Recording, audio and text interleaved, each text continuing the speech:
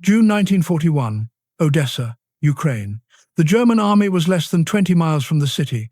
Soviet soldiers could hear the distant boom of artillery guns every few minutes. The sound rolled across the flat Ukrainian countryside like thunder that never stopped. Inside a small brick building that served as military headquarters, 3 male officers sat behind a wooden desk covered with maps and papers. They were tired. Dark circles hung under their eyes. They had not slept well in days. A young woman stood in front of them. Her name was written on a single piece of paper she held in her hands. She was 23 years old. She wore a plain brown dress and work boots. Her dark hair was pulled back tight. She had walked 3 miles that morning to reach this building. She came to volunteer. She wanted to be a sniper. The officer in the middle looked up from his papers. He was a major with a thick mustache.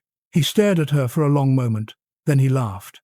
It was not a kind laugh. The other 2 officers joined in. The sound filled the small room. One of them slapped the desk with his hand.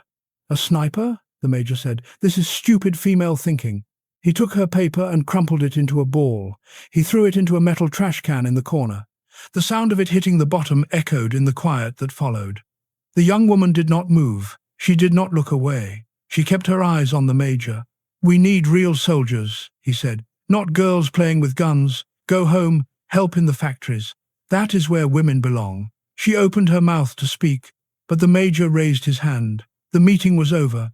A soldier by the door took her arm and led her outside. The door closed behind her with a heavy thud. This was the situation across the entire Red Army in those early months. The Germans had invaded on June 22nd. In just 2 weeks, they had pushed hundreds of miles into Soviet territory. Soviet losses were massive. Over 80% of trained snipers had been killed or captured. The Germans had excellent marksmen. They used them to pick off Soviet officers and radio operators from long distances. Soviet commanders were desperate. They needed sharpshooters badly. But they refused to consider women for combat roles. The young woman who had just been dismissed knew how to shoot. She had grown up in a small village. Her father had been a hunter. He taught her to shoot rabbits and wild birds when she was 12 years old. She learned to read the wind. She learned to control her breathing.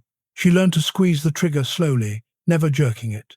When the war started, she had been working in a factory in Odessa. She made parts for radios, but she knew she could do more. She knew she could help at the front lines. The Soviet military had tried everything else. They rushed young men through basic training in just 3 weeks. These soldiers had barely learned to load their rifles before being sent into battle. The results were terrible. In firefights, these undertrained troops fired wildly. They wasted ammunition. They gave away their positions. They died quickly. German snipers, by contrast, were patient. They waited for hours in hidden positions. They made every shot count. A single German sniper could pin down an entire Soviet squad. The commanders knew the old methods were not working. The numbers proved it. Soviet units were losing 30 to 40 men per day in some sectors. Many of these deaths came from sniper fire. Officers fell first, then radio operators, then anyone who looked important. The German tactic was clear and effective. Kill the leaders. Create chaos. Watch the unit fall apart. But when the young woman suggested she could help as a sniper, the response was always the same. Laughter, dismissal, sometimes anger.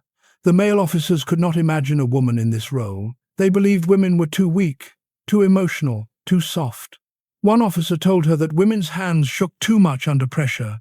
Another said women could not handle the weight of a rifle. These men would rather lose battles than change their thinking. The young woman walked away from the headquarters building that day in June. The sun was hot on her face. Dust covered the street. She could still hear the artillery in the distance. She thought about what the major had said. Stupid female thinking. She turned those words over in her mind. She felt anger rise in her chest, but she pushed it down. Anger would not help. She needed to think clearly. She walked past a supply depot. Through an open door, she saw rows of rifles stacked against the walls. Mosin Nagant rifles, the standard Soviet infantry weapon. Some had scopes attached. Those were the sniper variants. She had read about them. They could hit targets at 600 yards or more. In the right hands, with the right training, with patience, that evening she found the young armorer who worked at the depot. His name was Pavel. He was only 19. He had a limp from a training accident, so they kept him away from the front lines. He gave her tools and parts to take back to the factory. She had spoken with him many times before. He was kind. He did not laugh at her. She told him what had happened at headquarters. She told him about the major and the crumpled paper in the trash. Pavel listened. He did not interrupt. When she finished, he was quiet for a moment. Then he said something that surprised her. "I could let you try," he said. "Not officially. Just a test. Tomorrow morning, early, before anyone else arrives." She looked at him. "You would take that risk?" He shrugged. "What they are doing is not working," he said. "Maybe you are right. Maybe they are wrong." The young woman felt something shift inside her. Hope, maybe, or determination. She thought about what she would need to prove. She thought about the distance. She thought about the wind. She thought about one simple truth that the officers could not see. You do not need to be strong to pull a trigger at 600 yards. You just need patience. You need calm hands. You need the ability to wait without moving for hours. You need to read the small signs in the air and the grass. She had all of those things. The men who laughed at her had none of them. They wanted to believe that war was about strength and loudness. But a sniper's war was different. It was quiet.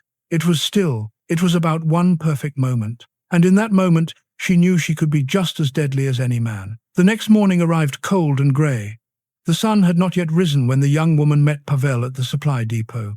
The air smelled like dew and metal. Pavel carried a Mosin Nagant rifle with a PE 4-power scope mounted on top. The weapon was 48 inches long. It weighed 9 pounds. The wooden stock was worn smooth from use. Someone else had carried this rifle before. Maybe that person was dead now. Pavel led her to an empty field behind the depot. No one else was there. The grass was wet. It soaked through her boots as they walked. At the far end of the field, Pavel had set up a wooden post. He had painted a white circle on it. The circle was 12 inches across. He paced back toward her, counting his steps out loud. When he finished, he turned around. 620 yards, he said. 568 meters. The young woman took the rifle from him. It felt heavy in her hands, but not too heavy. She checked the action. The bolt moved smoothly. She looked through the scope. The crosshairs were clear. The glass was clean. This was a good rifle. Someone had taken care of it. She knelt in the grass. The ground was damp and cold against her knee. She could feel her heart beating in her chest. She took a deep breath and let it out slowly. She looked downrange at the white circle. It looked very small through the scope. She adjusted her position. Her left elbow pressed into her ribs. Her right hand gripped the stock. Her cheek rested against the wood. The wind was blowing from the left.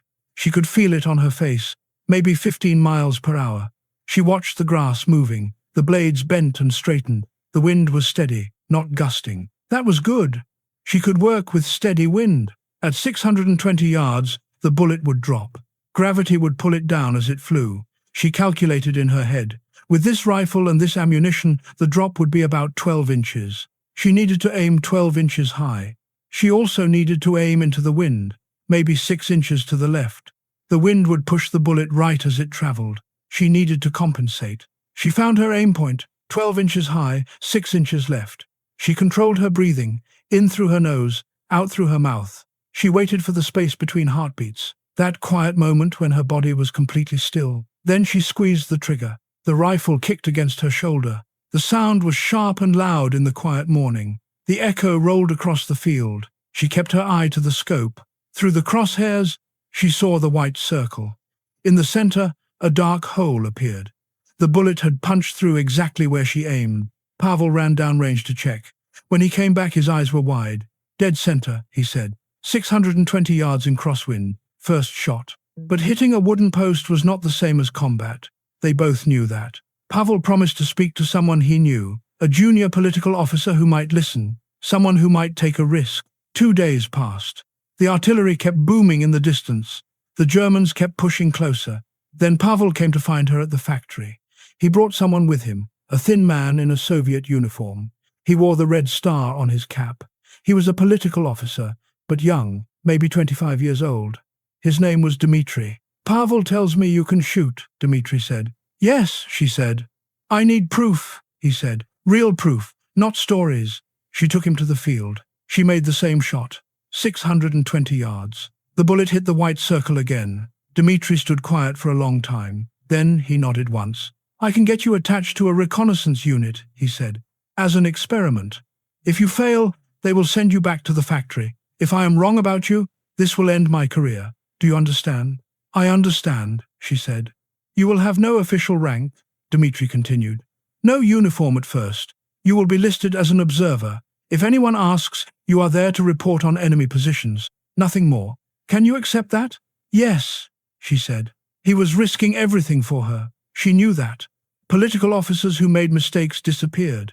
They were sent to punishment units, or worse. But Dmitri had seen what was happening. He had seen the casualties. He was desperate enough to try something new. 3 days later, she was at the front. The reconnaissance unit occupied a destroyed farmhouse. The roof had collapsed.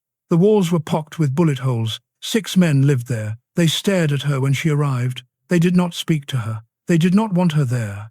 She was given a corner of the building and the same Mosin Nagant rifle Pavel had let her use. The first day, nothing happened. She watched through the scope. She learned the terrain. She marked distances in her mind. The tree line was 400 yards. The ruined barn was 550 yards. The small hill was 630 yards. The second day, the Germans counterattacked. They came across the open field in the early afternoon. Soviet troops fired from the farmhouse. Machine gun bullets kicked up dirt. The Germans scattered. They found cover. The attack stalled. Then she saw him, a German commander. He stood behind a low stone wall at the edge of the field. He was pointing, giving orders. She could see his rank insignia through the scope. He was important. His men listened to him. If he died, those men would lose direction. They would hesitate. They would fall back. She calculated the distance.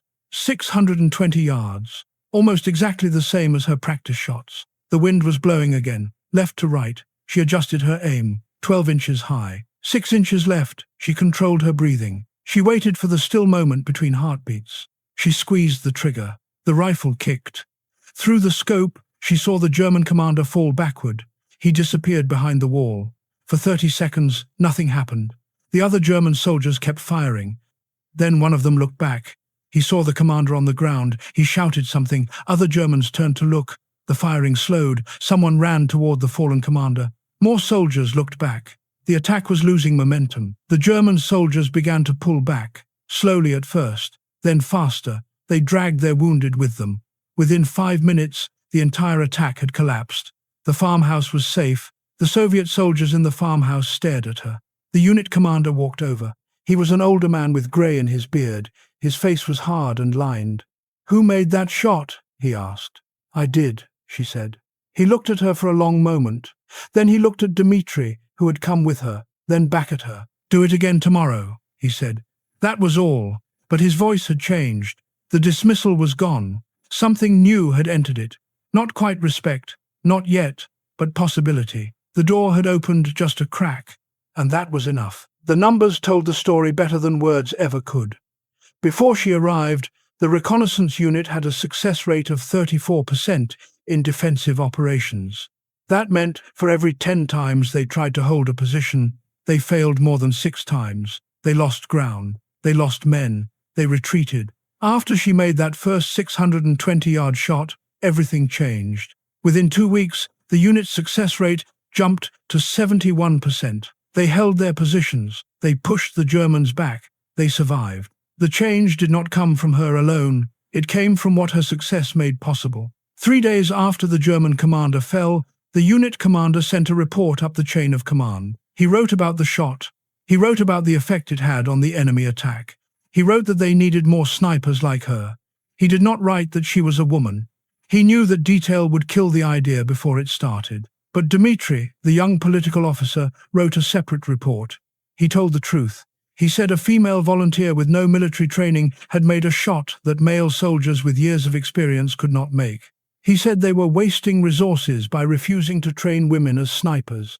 He said the old thinking was getting Soviet soldiers killed. He sent his report directly to a general he had met once, 2 years earlier. He did not know if the general would remember him. He did not know if the general would even read the report. But he sent it anyway. 1 week later, orders came down. She was to be promoted. She would receive official rank. She would be assigned to a training facility to teach other women. The orders came from high up, higher than anyone expected. Someone with real power had read Dmitri's report. Someone had decided to take the risk. The training facility was in a town 50 miles behind the front lines. The building had once been a school. Now it was filled with rifles and ammunition and young women who wanted to fight. The first group had 12 women. They came from factories and farms and universities. Some had never held a gun before. Others, like her, had grown up hunting. She taught them everything her father had taught her: how to read the wind, how to control breathing, how to find the still moment between heartbeats, how to calculate bullet drop at different distances. The training lasted 4 weeks. That was longer than male soldiers received, but it needed to be. The women faced something the men did not. They faced doubt, not just from others, but from themselves. They had been told their entire lives that they were not strong enough for combat. She had to break that thinking. She had to show them that strength did not matter at 600 yards. Only skill mattered. Only patience mattered. The first group graduated in September 1941. All 12 women passed the final test. They each made a kill shot at 500 yards or more. They were sent to different units across the front. Within a month, reports started coming back. The women were performing well. Some were performing better than well. They were outscoring male snipers in their units. By December, the program had grown. Now there were 6 training facilities. Over 200 women were learning to be snipers. The Soviet High Command had made a decision. They were going all in on this experiment. They had no choice. The Germans were still advancing. The casualties were still mounting. Traditional methods were still failing. They needed every advantage they could find. The data supported the decision. Soviet military analysts compared female snipers to male snipers across multiple units. They looked at accuracy rates. They looked at confirmed kills. They looked at survival rates. The results were clear. Female snipers had an average accuracy rate that was 30% higher than their male counterparts. 30%. That was not a small difference. That was the difference between winning and losing battles. Why were the women better? The analysts had theories. Women were more patient. They could stay still for hours without moving. They did not feel the need to prove themselves with risky shots. They waited for the perfect moment. They made every bullet count. Male snipers, even good ones, sometimes took shots they should not take. Pride got in the way. Impatience got in the way. The women did not have that problem, but the Germans noticed.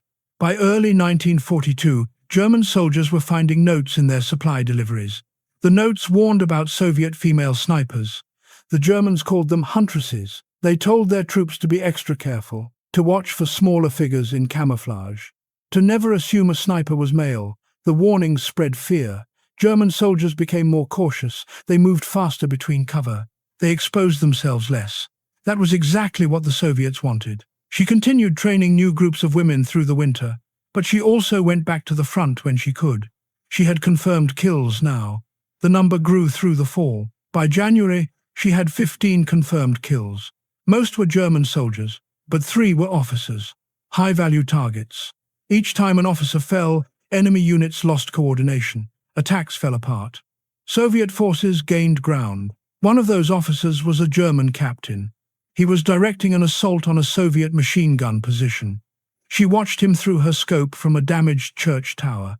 The distance was 580 yards. The wind was strong that day, 20 miles per hour, gusting higher.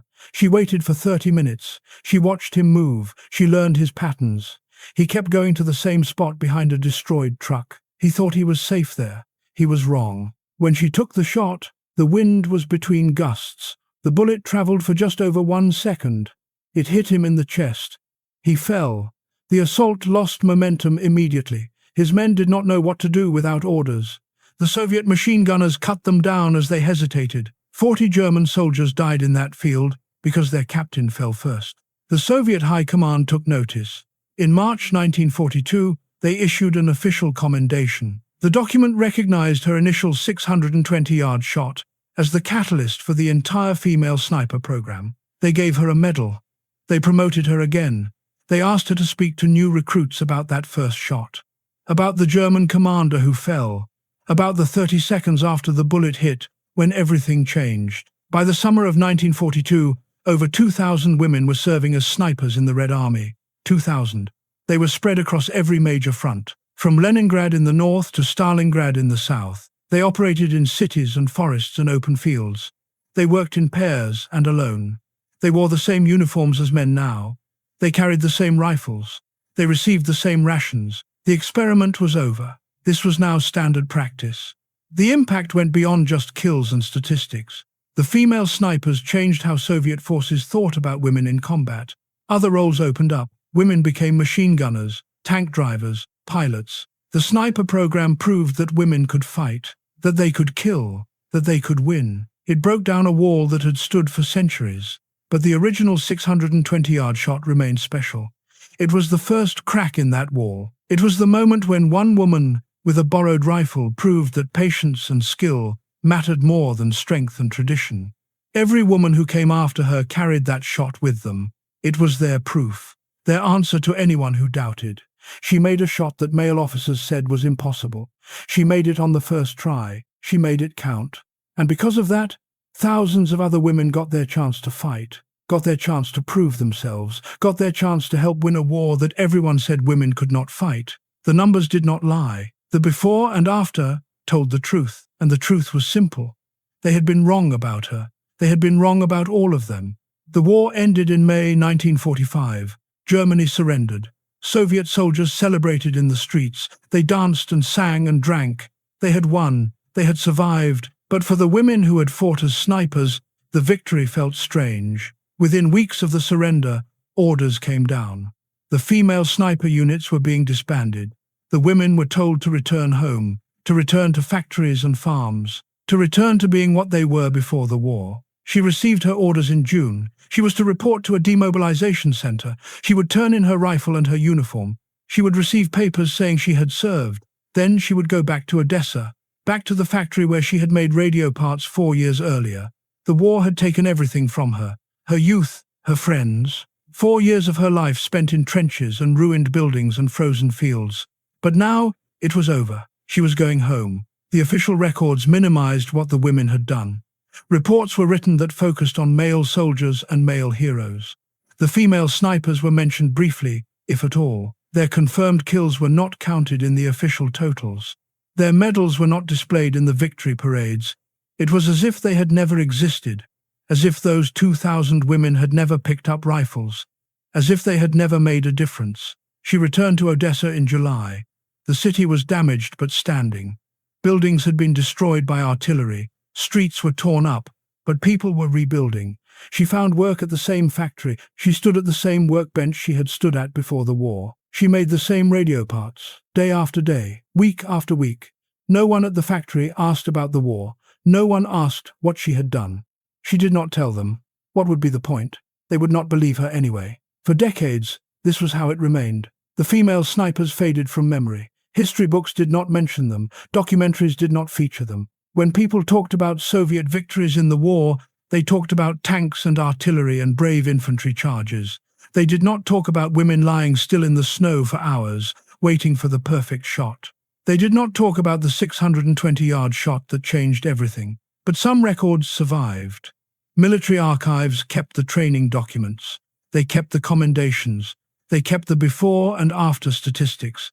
They kept Dmitri's original report about the first shot and what it had proven. These documents sat in boxes in dark rooms for years. No one looked at them. No one cared. Then something shifted. In the 1980s and 1990s, historians started asking new questions. They wanted to know the full story of the war, not just the official version. They dug through archives. They found the records of the female snipers. They found the numbers. They found the names. Some of these historians tracked down the women who were still alive. They interviewed them. They recorded their stories. She was 70 years old when a historian found her. She was still living in Odessa, still working, though she was close to retirement. The historian asked her about the war, about the shot, about the 620 yards. At first, she did not want to talk. She had spent 40 years trying to forget. But the historian was patient. He came back multiple times. Slowly, she began to tell him what had happened. About the officers who laughed at her. About Pavel and the borrowed rifle. About the cold morning in the wet grass. About the white circle at the end of the field. About the German commander who fell. About everything that came after. The historian published her story in a book. Other stories followed. A few of the female snipers received medals from the new Russian government. Recognition came late, but it came. She attended a ceremony in Moscow when she was 75. They gave her a medal and a certificate. They took her picture. A young reporter asked her what it felt like to finally be recognized. She did not know how to answer. What could she say? That it was nice, but 40 years too late? That most of her friends from the war were already dead? That recognition did not bring them back? She just smiled for the camera and said, "Thank you." But something more important was happening. Military forces around the world were reading about the Soviet female snipers. They were studying the statistics. They were asking why the women had been so effective. They were wondering if they could apply those lessons today. Modern militaries started recruiting female snipers. The United States military, the Canadian forces, the Israeli Defense Forces. Others followed. They cited the Soviet data from World War II. They pointed to that 30% higher accuracy rate. They pointed to the patience and discipline the women had shown. They argued that excluding women from sniper roles was not just unfair, it was wasteful. It ignored a valuable resource. Training programs changed. Instructors started teaching the methods the Soviet women had used. Wait longer, stay still longer, do not take risky shots, make every bullet count. These were the same lessons she had taught in that converted school building in 1941. The same lessons her father had taught her when she was 12 years old, shooting rabbits in a field. The innovation did not just survive, it evolved. Modern female snipers used better rifles, better scopes, better training. But the core principles remained the same. Distance did not care about gender. A bullet did not care who pulled the trigger. What mattered was skill. What mattered was patience. What mattered was the ability to wait for the perfect moment and then take it. The broader lesson went beyond snipers. It went beyond the military.